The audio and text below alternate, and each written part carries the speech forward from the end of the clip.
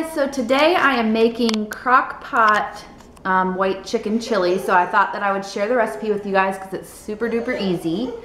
Okay, so here are the ingredients you'll need.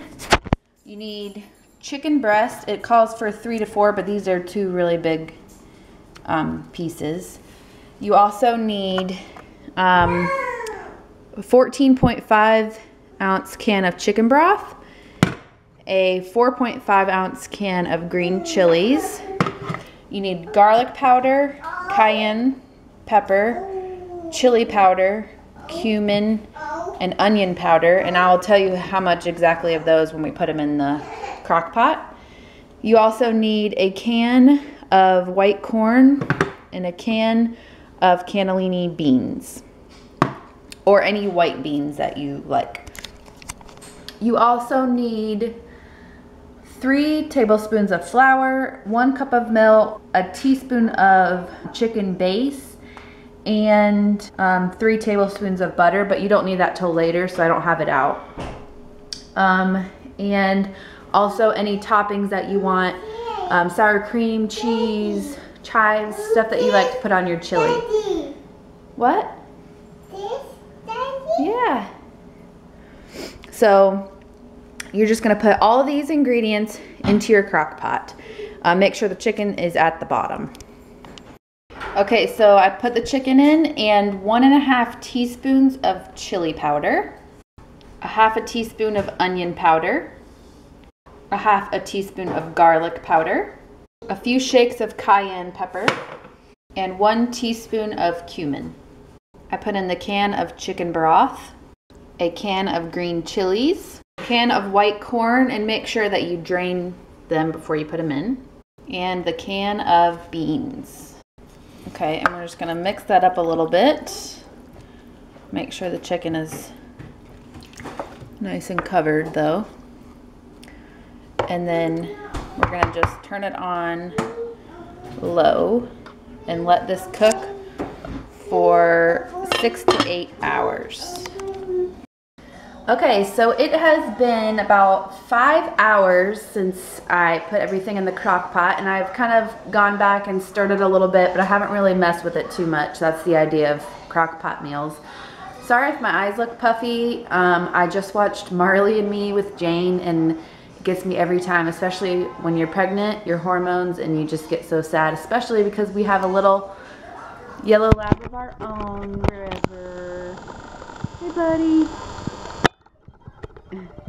And Jane's watching her dancing. So anyways, that's why I might look all puffy-eyed. Anyways, so about an hour before you're ready to eat, you're gonna take a small saucepan and you're going to put in 3 tablespoons of butter and melt that in your saucepan. Okay, I am going to melt this butter slowly in this saucepan. And you're actually supposed to add 3 tablespoons of flour as well to the butter, which makes like a roux, which is like a thick, you know, buttery, floury substance. And usually when you make a roux, you do the same part butter, same part flour. So 3 tablespoons of butter, 3 tablespoons of flour. But I accidentally used all the flour making pumpkin bread. Jinx. So don't tell Chris, because he always makes fun of me for missing ingredients or substituting ingredients that probably don't need to be substituted. So for this case, I'm not gonna have a substitution. I'm just gonna leave out the flour, which is probably a bad idea, but I just wanted to let you guys know that you're supposed to add flour to this. But I am not going to be doing that. So pretend like I put in 3 tablespoons of flour into this buttery mixture. Okay, so after your butter and your flour is melted and mixed all together, you're gonna add 1 teaspoon of chicken base, which is basically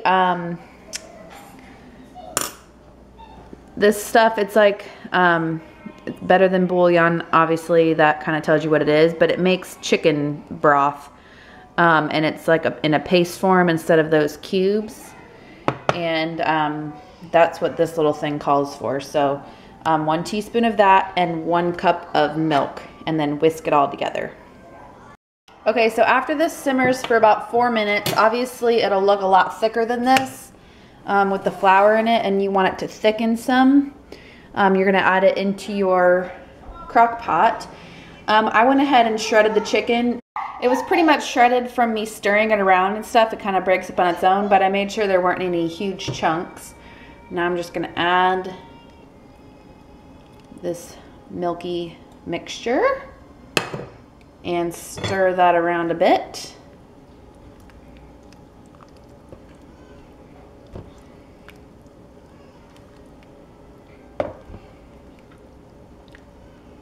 That's it. Okay, and this also calls for a half a cup of sour cream. You don't have to add this, but it's gonna make it a lot thicker, and since I didn't have the flour, I want it to be thicker and also creamier. And you're just gonna stir that in, and you're gonna try to let it go for another hour. Like I said, you're gonna wanna make sure you do this an hour before you're ready to serve. It doesn't have to be exactly an hour, but that way all the goodness that you just put in there can distribute through and cook a little bit more. So I totally forgot to film while we ate dinner, but it was delicious. Even without the flour, it was a little bit thin, but Chris said he liked it like that, so I think it turned out good.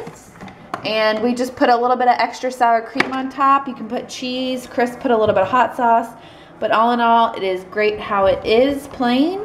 And let me know if you guys try it and give it a thumbs up if you did and if you liked it. And I will see you guys next time. Bye.